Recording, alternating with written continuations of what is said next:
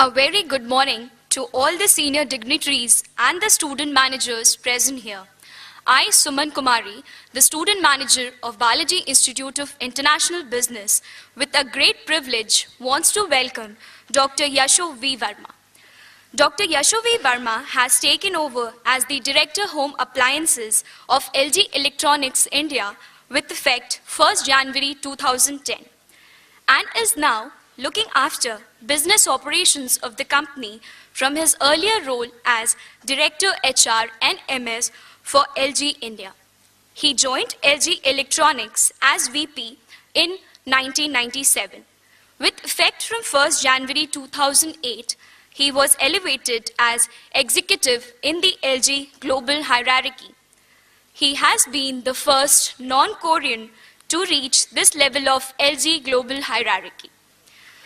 Dr.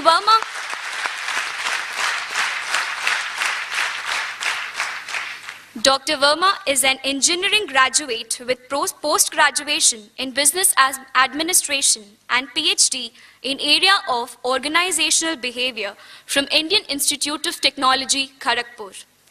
Sir started his career with Tata Steel in Jamshedpur and worked for around 15 years. He is with LG Electronics for over 12 years. He was rated as a heretic by Business Today and Gallup and covered on cover page of Business Today, a prestigious business magazine in India in 1997.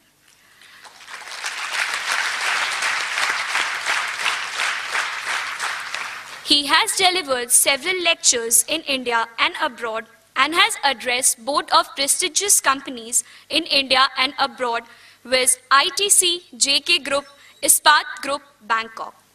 Sir has visited London Business School, Sal University, Wharton University School, and Philadelphia for guest lectures in addition to premier management institutes in India. He has been conferred honorary fellowship by All India Management Association for significant contribution towards professional management. He is also Member Council of Management of All India Management Association. Sir has authored a book, Passion, The Untold Story of LG Electronics. He is also the honorary editor for Journal of Projective Psychology and Mental Health by Anchorage, USA. Now, I would like to invite Sir to address the audience. Sir, please.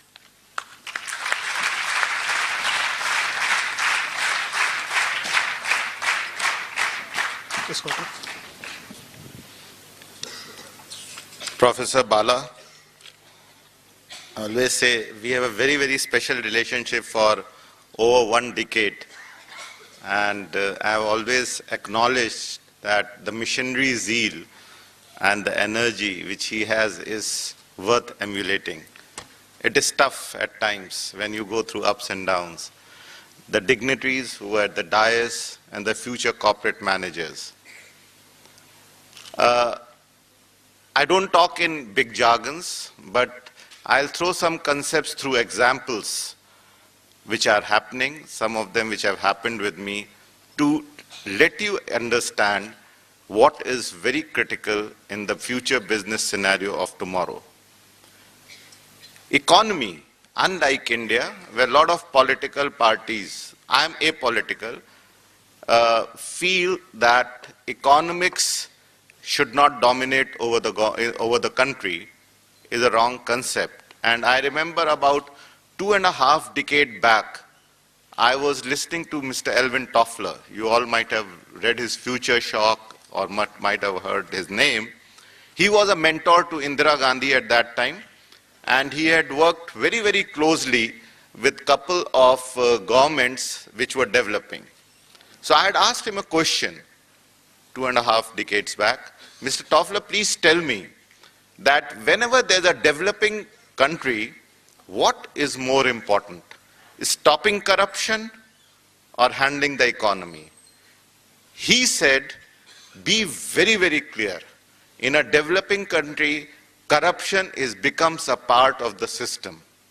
The only way to reduce the corruption is open the economy as fast as possible.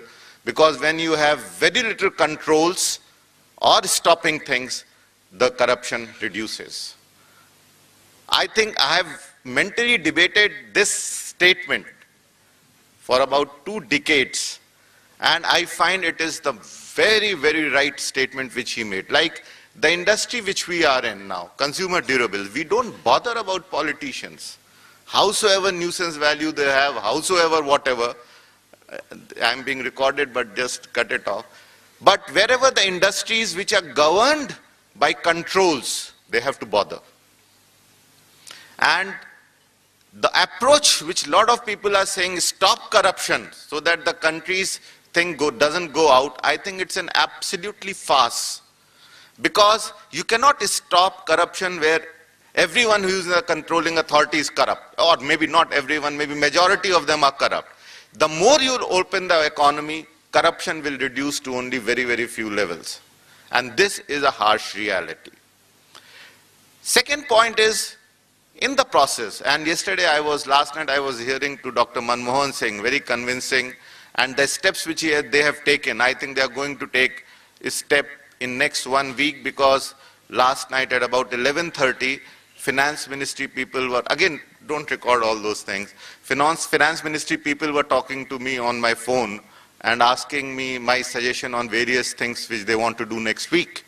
So quickly are they going to take those decisions. And I'm very, very sure that this will lead us. Look, future is very uncertain. Not every decision will be correct. But if your direction is correct, and you can always mend the decision. This is how we managers feel about it. We cannot sit tight because the future is uncertain. This is very, very important. And economy, it was said when Golda Meir went to US about 3 decades back, and Ronald Reagan was the president of United States of America. So Golda Meir said, Mr. President, you give me 2 generals, I'll rule over the world. So Ronald Reagan asked the Prime Minister of Israel, and he asked her, which 2 generals are you talking about? So she said, I have the 2 best warrior generals with me. You give me General Electric and General Motor, and I'll rule over the world. So this is the power, going to be the power of economy. And here, you all, by the time another 5-10 years, you will find that the economy is opening, and you will be ready to be entering into that. But the perils of that, I'll come a bit later. Because, according to me, business is war. And I'm very happy that Professor Bala has all the people from Army or Air Force, and I have very, very high respect for them. Because recently I went to Leh and I went to Godzilla Pass, and I saw some of the army people there standing, and there we were not allowed to stay back for more than 10 minutes. It was written, no one should, because the air is very rarefied. And I went to them and I said, I am proud to have people like you who are part of our army or defense forces and who are spending 3 years, I think they have 2 years or 3 years posting in such places. It's a matter of pride that they are not working for their self-interest and they are working for the country. But the type of things which are happening in this business scenario are the things which no one ever thought about. ArcelorMittal took over a huge cement giant. Come and share their experience. And I assure you, once you join the corporate world, throughout your life, you will not listen even half of them. Because if you are able to listen to such galaxy 3 to 4 in a year, you should consider yourself very lucky. Those of you who are going to join the international business in the MNCs within and outside India, I would urge you, avail this opportunity to know the different cultures, different ways of life, and different diversified way of handling human relations. You will get that opportunity. Keep your mind open, learn to apply that in your future career. Best of luck. God bless you.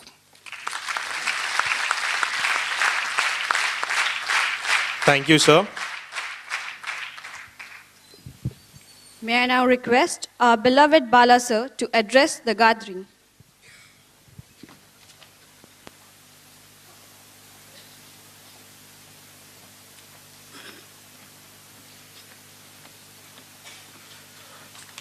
Good morning, ladies and gentlemen.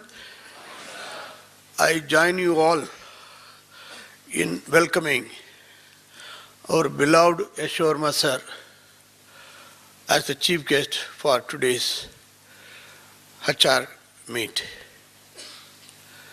And at the outset, I want to make a point clear that HR meet is not for HR students. In fact, I always say HR department has no human resource. HR department create the human resource, maintain the human resource, manage the human resource, and regulate the human resource. So all the marketing students, finance students, system students, telecom students, international business students should understand they are the real HR managers. It is under them the people are going to work. It is they who are going to carry out all the HR functions. No HR function can be undertaken by HR alone, whether it is recruitment, whether it is performance appraisal, whether it is compensation, whether it is disciplinary action, whatever it be. So friends, every manager is a HR manager in the industry. Every manager is a HR manager. That is why we all, from all the four institutes, Balaji Institute of Modern Management, Balaji Institute of Telecom and Management, Balaji Institute of International Business, it is Balaji Institute of International Business which is organizing this National HR Meet, and Balaji Institute of Management HRD. So that is the just little reinforcement of why this HR is and it is meant for whom. Ladies and gentlemen, we were honored, we are honored, we are blessed to have the august presence of Shri Yashu Verma Sahab. Today we have a place, we have a name, we have everything to say so. But when we were staying in a small school, when the first batch we organized a HR meet, and we don't know where to go, and we invited sir, and he has a capacity to make, his own assessment, and that seminar was held in Ayuka Hall in Pune University. Sir came there, he addressed there. We gave the Go-Getter Awards. There were 3 students, and sir on the spot announced the first placement of Shri Balaji Society. That is the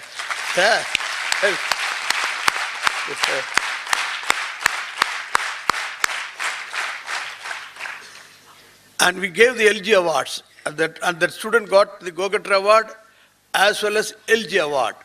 And on the spot, sir said, okay, this candidate we are giving PPO. That whenever you write history, whenever you think of placement or think of corporate careers, that moment comes to my mind, you should also remember that. And the second thing what sir did was, our students go and request him. There he organized some exercise in the hall only. As it was going, he was asking, throwing one question there, something. And thereafter, there he announced, LG will participate in the campus placement of Shri Balaji Society. And again, the first MNC, a multinational coming to Balaji Society is LG, and we very, very reverently remember. Thank you very much, sir.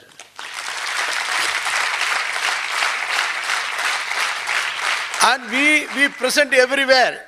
LG is coming. LG is recruiting from us.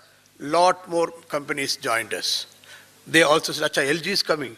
Because Yashu Verma Sahab is an authority, ranked one amongst top three thinkers in HR. He is the first employee of LG. He is the one who created LG what it is today. In this big market today, it is LG was created by Sir. And Sir, my students are fortunate to serve in the growth and development of your big company under your able leadership. The students from BAMM, BITM, BIB, and BMHRD. For every stage when BAMM was there, Sir announced. When BITM was awaiting for the placement, first batch, we went, Sir, BITM, Sir. He said, okay, so it will be there. Then BIB. As they came, every first batch of Balaji Society Institute, again BMHRD. Sir said, Balaji mein jao, quality hai.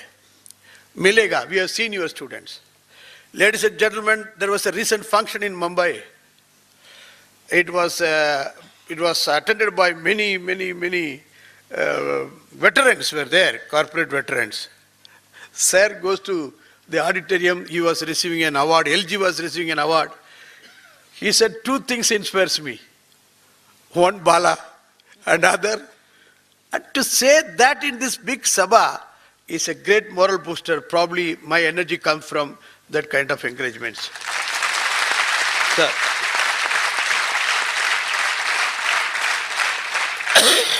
Gentlemen, this festival of knowledge is to enable us to fill up the gaps.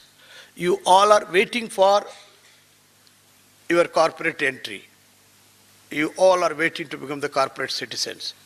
Market is tough. That's what we read in the newspaper. But the situation changed so fast, one can't say what is going to be there tomorrow. We are there, and then we are there, and again we are there, and I think the stock market is going up. FDI is going to come. Yesterday, Manmohan, our Honorable Prime Minister, addressed the country saying that lakhs of jobs are going to be created. When they will be created is a question, but it gives us a lot of hope. So let us learn from this. Learning is a difficult job.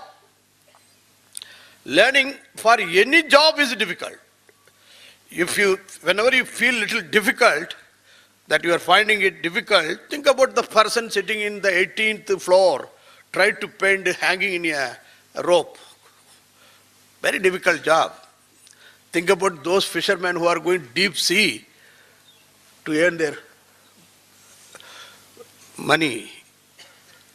Just think. So difficulty का बिना कुछ नहीं है. यशो वर्मा साहब के पास कितना difficulty है उनको पूछिए.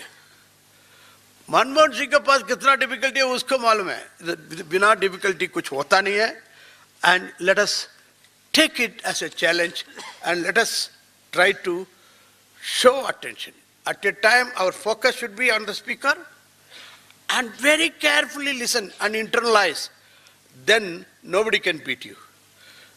With all these nice words, I really compliment Balaji Institute of International Business for organizing such a educative and learning opportunity. Thank you, sir.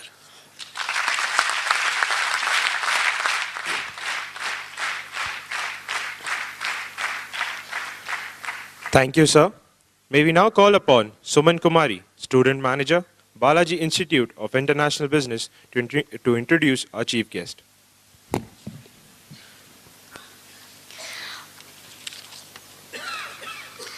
A very good morning to all the senior dignitaries and the student managers present here. I, Suman Kumari, the student manager of Balaji Institute of International Business, with a great privilege, wants to welcome Dr. Yasho V. Verma. Dr. Yasho V. Verma has taken over as the Director Home Appliances of LG Electronics India with effect 1st January 2010 and is now looking after business operations of the company from his earlier role as Director HR and MS for LG India. He joined LG Electronics as VP in 1997. With effect from 1st January 2008, he was elevated as executive in the LG global hierarchy. He has been the first non-Korean to reach this level of LG global hierarchy. Dr. Verma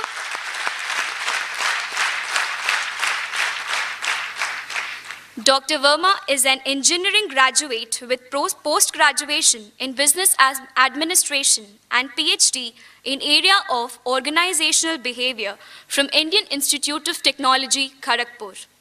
Sir started his career with Tata Steel in Jamshedpur and worked for around 15 years. He is with LG Electronics for over 12 years. He was rated as a heretic by Business Today and Gallup and covered on cover page of Business Today, a prestigious business magazine in India in 1997.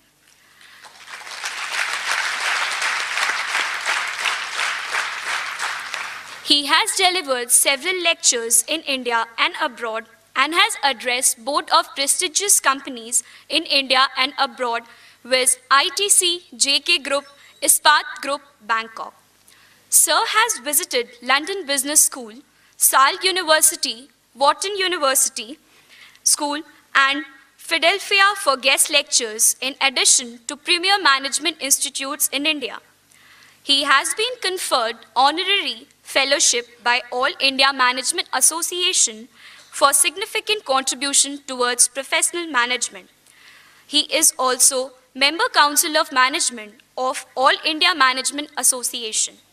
Sir has authored a book, Passion, The Untold Story of LG Electronics.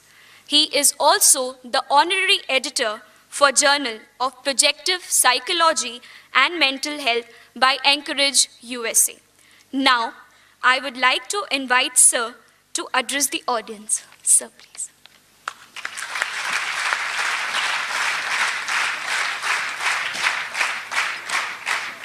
Yes, Gautam.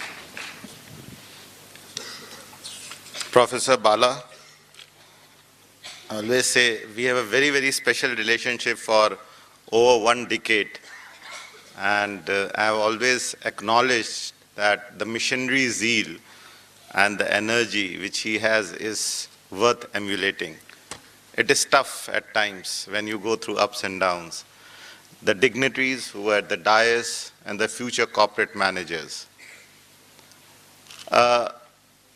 I don't talk in big jargons, but I'll throw some concepts through examples which are happening, some of them which have happened with me, to let you understand what is very critical in the future business scenario of tomorrow.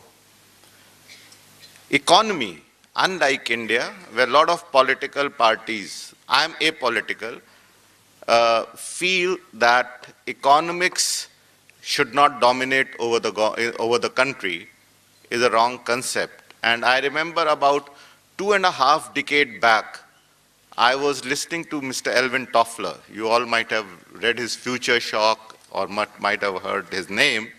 He was a mentor to Indira Gandhi at that time, and he had worked very, very closely with a couple of governments which were developing. So I had asked him a question 2.5 decades back. Mr. Toffler, please tell me that whenever there's a developing country, what is more important? Stopping corruption or handling the economy? He said, be very, very clear. In a developing country, corruption becomes a part of the system. The only way to reduce the corruption is open the economy as fast as possible, because when you have very little controls or stopping things, the corruption reduces.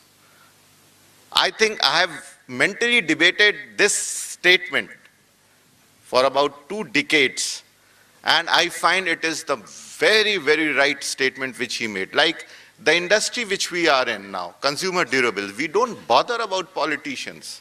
Howsoever nuisance value they have, howsoever whatever, I'm being recorded, but just cut it off. But wherever the industries which are governed by controls, they have to bother. And the approach which a lot of people are saying is stop corruption so that the countries thing doesn't go out, I think it's an absolutely farce. Because you cannot stop corruption where everyone who is in the controlling authority is corrupt. Or maybe not everyone, maybe majority of them are corrupt. The more you open the economy, corruption will reduce to only very, very few levels. And this is a harsh reality. Second point is, in the process, and last night I was hearing to Dr. Manmohan Singh, very convincing, and the steps which they have taken, I think they are going to take a step in next 1 week, because last night at about 11:30, Finance Ministry people were, again, don't record all those things, Finance Ministry people were talking to me on my phone and asking me my suggestion on various things which they want to do next week. So quickly are they going to take those decisions. And I'm very, very sure that this will lead us. Look, future is very uncertain. Not every decision will be correct. But if your direction is correct, and you can always mend the decision. This is how we managers feel about it. We cannot sit tight because the future is uncertain. This is very, very important. And economy, it was said when Golda Meir went to US about 3 decades back, and Ronald Reagan was the president of United States of America. So Golda Meir said, Mr. President, you give me 2 generals, I'll rule over the world. So Ronald Reagan asked the Prime Minister of Israel, and he asked her, well, which 2 generals are you talking about? So she said, I have the 2 best warrior generals with me. You give me General Electric and General Motor, and I'll rule over the world. So this is the power, going to be the power of economy. And here, you all, by the time another 5-10 years, you will find that the economy is opening, and you will be ready to be entering into that. But the perils of that, I'll come a bit later. Because, according to me, business is war.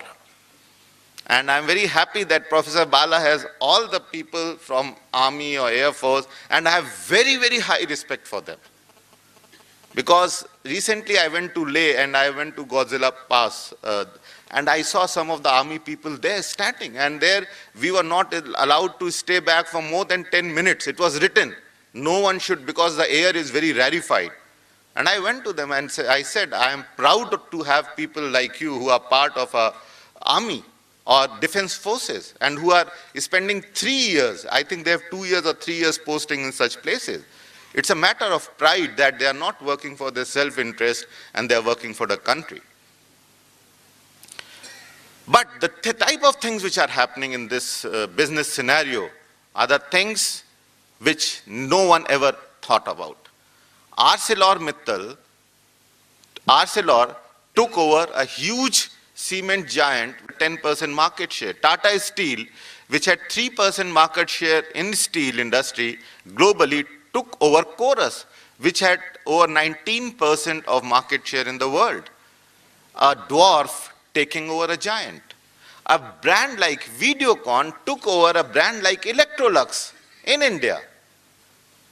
Electrolux was a global HA leader worldwide, but it was making losses.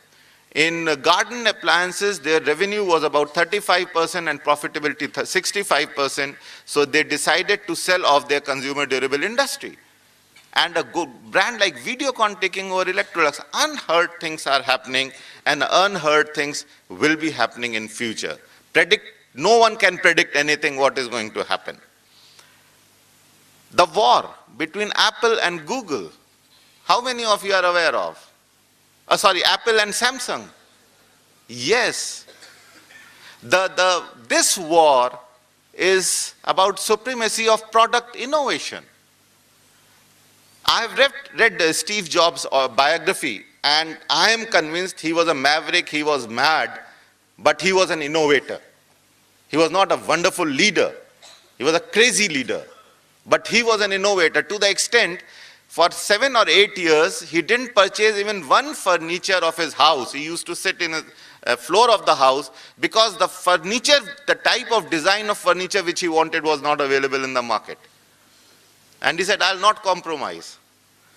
And you know that Samsung has to pay $1 billion as a penalty in United States of America for copying this Apple iPod and the Galaxy.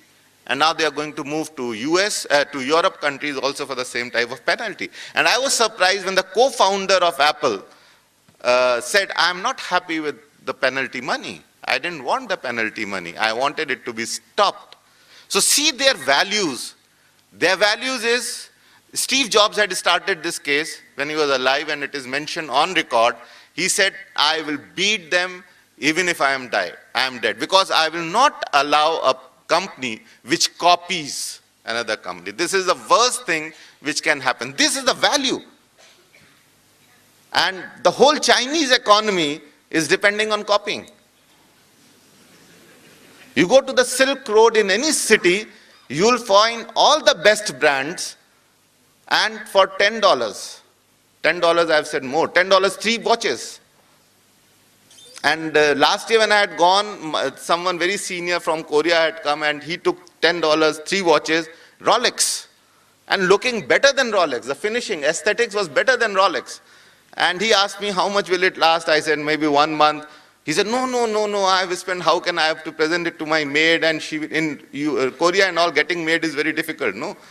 Because they're very costly. She'll stop coming to my house, so better I return it. So even the maids of Korea are not ready to purchase the Rolex watches which are available in China.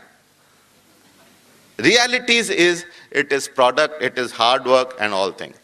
There's one case study which is being taught, which was being taught in Harvard. I was associated in '83 for 3 years in that. That case study is rated as the case study of the decade by Harvard Business Review.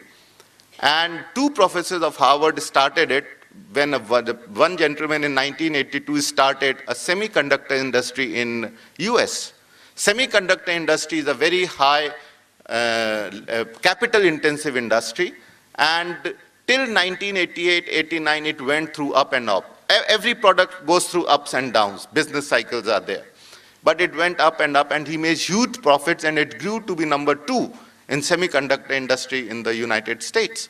And he was rated by Harvard Business Review in 1991 as the toughest chief executive officer of USA. Toughest means he could fire anyone, whatever he wanted to do, he did it. And after that, the business cycle went down for 4 years. Now the semiconductor industry, 4 years is the life cycle. It goes up, that goes down. And 97, when this case study was closed, he had 4 things to say. He said, the finding of the case study by the 2 professors of Harvard is that, number 1, technology is important, but technology comes with huge risk.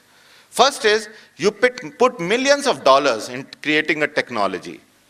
The technology you want to create might succeed, might not succeed. If you have created a technology, you'll have to put in millions and millions of dollars to create a market for that technology. And market might accept, market might not accept. But if you have succeeded in taking such a huge risk, creating a technology, creating a market, any other global company will be there in 8 to 9 months with a similar type of product with a prepared market. So the only advantage you get is 7 to 8 months when you are entering with the absolutely new technology and creating a market.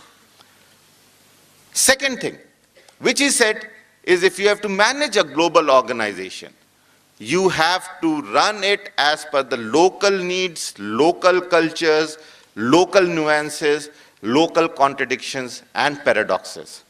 2. Number 3, a concept which he created was that he had a killer software, which is the word which he used, it is a killer software. In developed countries, the salary increases is not 12% or 13%. It is 1%, 0.5% or whatever, just to match the inflation, 0.2%, etc., etc. And your actual performance is given, is acknowledged by bonuses.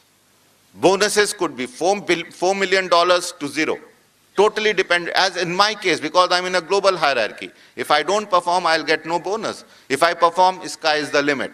So similarly, this is what is there. So he said, the software of giving compensation, bonuses, should be so transparent with the KPIs of everyone that every employee should be able to go through the system and find out how much will be his bonus. And he should get what he has performed, not because of emotional reasons, etc., which in India we are very, very strong at.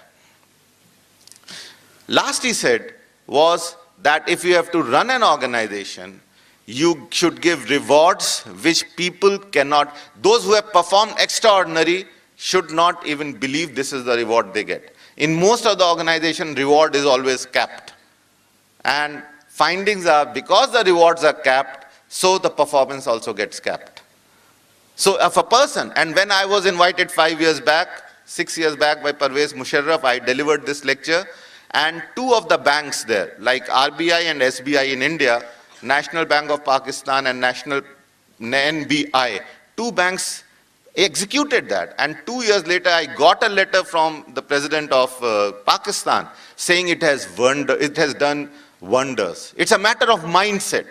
What comes first, chicken or egg, reward or performance? I think the more heroes you create in an organization, the more heroes you get in the organization. The lesser number of heroes or victories you create in an organization, the lesser victories you get in an organization. This is a very, very simple thing. And the last point was that people are very important. In a multinational, let me take in my industry where Sony, Samsung, LG, Whirlpool are there. What is the most differentiating factor? In India, in Indonesia, in Singapore, it is the human being. Finance, our global funding is coming. Products, R&D is being done in our mother companies, and they're putting the best brains and huge money because product is very important. The only differentiating function at the local factor is what is the passion and what is the quality of employees. Now, as far as quality of employees, there's two aspects of it. What is more important, strategy or execution? I have a very strong belief, strategy can get copied. What LG is doing, my competitor will get to know within 2 days. Maybe they'll get to know 2 days in advance what we are going to execute. And the wisdom level of organizations is similar. So even if they have those type of processes, they'll have a similar type of strategy. It is the quality of execution which differentiates. And let me tell you, if LG is number one in all the markets, in all the products except mobile, because there was a problem, and in another 1.5 years we'll make a comeback. So it is the employees, the passion, and the quality of execution.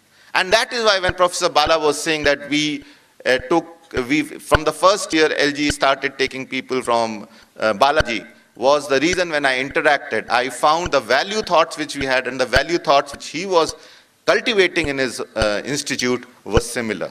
So the cultural shock of the students of Balaji in LG will be very less. We don't go to IIMs, let me tell you this. We don't go to IIMs because we have found that they all want strategic jobs. They are very poor in execution, but you cannot come out with a strategy unless you have worked in rural area, you have dirtied your hands, you have taken tough decisions and seen the repercussion of that.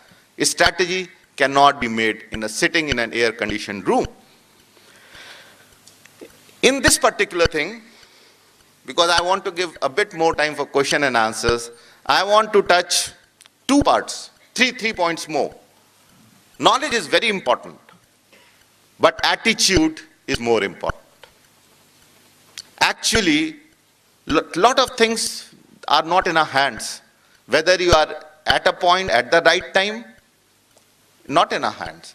Whether your boss starts liking or whatever it is, not in hands. How the market is reacting, how the competition is going to react, not in our hands. Only in our hands is our attitude. And let me tell you very, very clearly, anyone who is not positive, who is not ready to take challenges, is not accepted. He is slowly pushed out of an organization, any organization. What is the issue with Indians? Indians, I've been handling with all communities, type of people all over the world. Indians are far and the most intelligent people, race, conceptually and analytically. Let me tell you this. But the problem is, has anyone read The Argumentative Indian by Amartya Sen? Good. The whole thesis of the organization, the book is very, very simple. He says, Indians were not patriots. Indians turned to be patriots because they were very argumentative. This is the whole philosophy of the whole thesis of the book. For everything, Indians would argue. And Britishers used to react. And then Indians used to argue more. And Britishers used to react more. So that they were cornered and they had no other way but to become patriotic and have a resolution, throw away Britishers. Okay, this thing again, the next greatest leaders survey done by Rajdeep Sardesai's TV channel, where they had nominated Bhimrao Ambedkar, Amitabh Bachchan said the same thing. He said, I have a warped feeling. This is what had happened. Number two, Indians have a lot of suggestions, but about others, not about themselves. Number three, you give them a tough target, tough task, they are not ready to accept it. Internalize it and accept it. Fourth, the execution is very poor. These are the four things, biggest weaknesses, which as a system we try to cover in LG, and it has given us rich dividends. Because they are intelligent, they are creative, they have a lot of suggestions, but if the suggestions is about their own jobs, it will be very productive. If they are strong in execution, let me tell you, Koreans are very, very, very strong in execution. And because execution is dirtying your hands, focus and execution. And if we can have these qualities nurtured in us, let me tell you, no one can match an average Indian. Because it's going to be a global world. The challenge, and the second point is, which is going to become very important, is leadership. You must be having lectures on leadership, etc., etc. Let me tell you, the concept of leadership is totally changing because the type of organizations are totally changing. Leadership is a very situational thing. You have same Mahatma Gandhi, accepted by Jawaharlal Nehru and Sardar Patel, who refused to accept him because he said, I don't want a partition. You go through all, I read history, biographies, autobiographies, and philosophies. This is my specialization. I don't read management. They refused to accept. Same thing happened with Anna Hazare. Kejriwal and Anna Hazare, Kejriwal accepted Anna Hazare till Anna Hazare doesn't have followers, only 2 followers left in the core group. So leadership is a very situational issue. You might remain. Winston Churchill was known as a leader of crisis. He led the UK and the Allies for victory in the Second World War.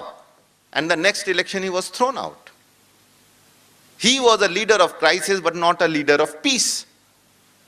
The future leader has to learn, which you will be there in 8 to 10 or 12 years or 15 years, depending how well you do in your organization or your professional career, is where you will have to learn to empower your people, not take all the decisions. Let me tell you, this is going to be very, very critical. Have the courage and trust to let your people who are closer to the market, closer to the customer, whether external or internal, take the decisions. Accountability will always be yours. Board will always hold you accountable and no one else. Second, you should be able to add, the people who are reporting to you should feel that this gentleman can add value to me, and then only they'll accept you as a leader. Let us take the case of Lord Krishna and Battle of Kurukshetra. Arjun and Lord Krishna was his mentor, philosopher, guide, friend, everything. But when the most crucial time came, when Arjun had to fight with his own relatives, Arjun refused to fight. And till Lord Krishna gave him the sermon and showed his Virat Sarup, yes, I am something more than you. I can add value to your perspective, to your value system, to your spiritual system. This is when Arjun accepted what Krishna wanted him to. So adding value in whatever way. I remember long time back, Indira Gandhi made a statement. She was the most powerful person in India and among the most powerful in the world.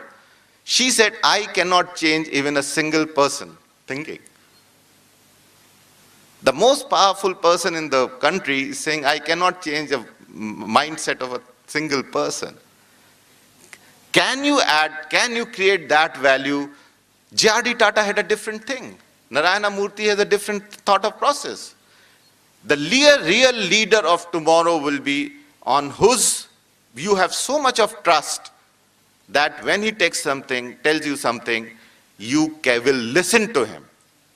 Listening is very, very important. Absorbing as much as possible. And this is the leadership challenge which you will be facing.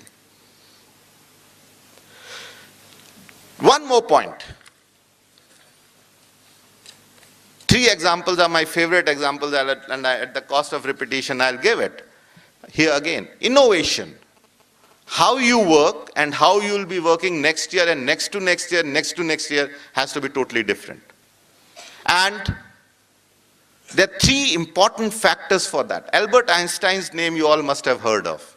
A very, very humble man, genius, created theory of relativity, did not accept the concept of quantum physics. 2 months before he died, from his deathbed, he wrote a letter to his closest friend, which is in records. His main regret the biggest regret of his life was he was very arrogant in his mind. And he did not accept the concept of quantum physics. A person as humble as Albert Einstein saying that he was arrogant. Please understand, any person who has to be innovative, you have to be innovative to survive in tomorrow's world. And if you have slight arrogance of mind, you cannot be innovative. Humbleness of mind and its manifestation in action is the key of innovation. I was interacting with Mr. Sachin Pilot. He put it in a different way, very simple way. He said, Dr. Verma, I think humbleness makes even a mediocre person be acceptable to a lot of people. This is the way he said. Even if you're not intelligent, you'll be acceptable because you're humble. But if you're arrogant, even if you're a genius, no one will accept you. Innovation is so important. Point number 2. The gentleman who discovered or invented the telephony system, can anyone tell? Yes. Early part of his career, when he was 24, 25 or 26, he realized that the most creative ideas are there in his mind when he wakes up early in the morning. When he's half asleep, half awake. But by the time he's totally awake, he forgets the ideas. So what he did? He slept for the whole of his life on a chair with 2 handles, right hand with an iron chain and an iron ball at the end of the chain. And the moment he used to be half awake, he used to push his hand and the ball used to fall on his right foot. And because of the pain, he used to get up and write the ideas which he had in his mind. So the concept, a lot of people, young generation feels that I will be innovative because I'm very intelligent. No. If you have to be innovative, you have to breathe innovation, you have to live innovation, you have to eat innovation, you have to walk innovation. If you think you want to work 9 to 5, 5 days a week and be innovative, forget about it.